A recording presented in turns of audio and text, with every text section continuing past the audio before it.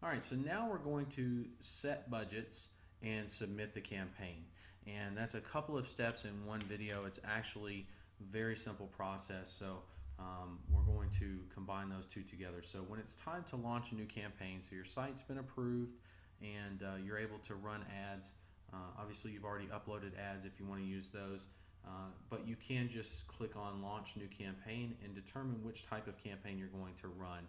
They're all pretty straightforward, but we're going to just click on web retargeting instead of Facebook or newsfeed for Facebook retargeting. And again, you can see it lists the sizes at the top, tells you exactly what you need to do and what URL you're going to be targeting, where you're sending them, okay? And you need to upload the ads or create the ads, okay?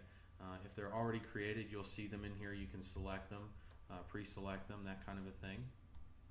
And then you move right on down into the targeting. So this is where you select your list. As you can see here, I have an IM list that's 13,000 or so, and the targeting window is set for 30 days.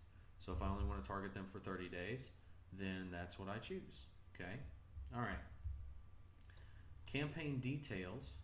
Now that I've got my correct list set, I can target them. I forgot to explain the exclude and ignore. So if I click on ignore, then that means it's going to completely ignore that they exist on that list. If I exclude them, that means it will make sure that that particular segment or that particular list is not shown ads on this particular campaign.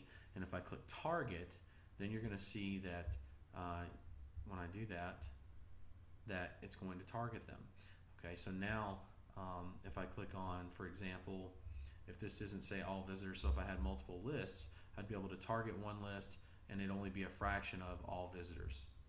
Okay, all right, so campaign details, I can just label the campaign and lay out the budget, and I click always optimize bidding. Okay, I want this thing to self-optimize. Okay, I can do manual bidding with a lot of babysitting, but I recommend doing self-optimization for now until you get the hang of things and get a little more seasoned. Okay, but you can do manual bidding if you'd like. And obviously I want to track sales, so I've already set up my conversions. We're good to go. I'd like to set it to inactive just so it doesn't go live right away. You will want to have this go live right away, most likely. Okay, I can create a new conversion goal from here if I'd like to add one in. Now let's talk about the budget while we're here on campaign details really quickly.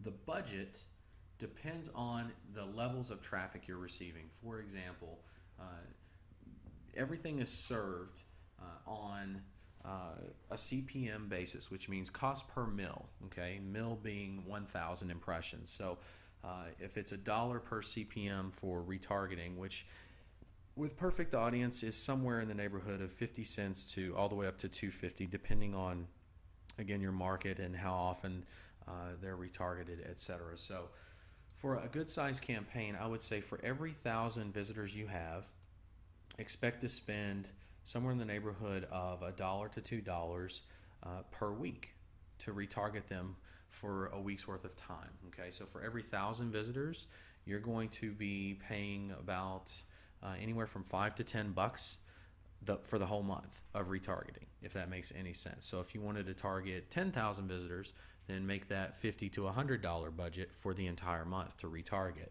Okay, now retargeting them like that with a budget, you can increase it, of course, as you determine your winning campaign. But the whole purpose of that is to scale up, okay, and make sure that your ads and your retargeting campaign specifically is being the most effective it can be. Okay, so once you have that set, you come down to the pay and you use your card and set that up. And of course, with free trial, you're going to have the free trial, and you click save and submit campaign, and that's it. You've got your campaign submitted for approval. Once it's approved, it will start running as long as it's not set to inactive, and you're off to the races.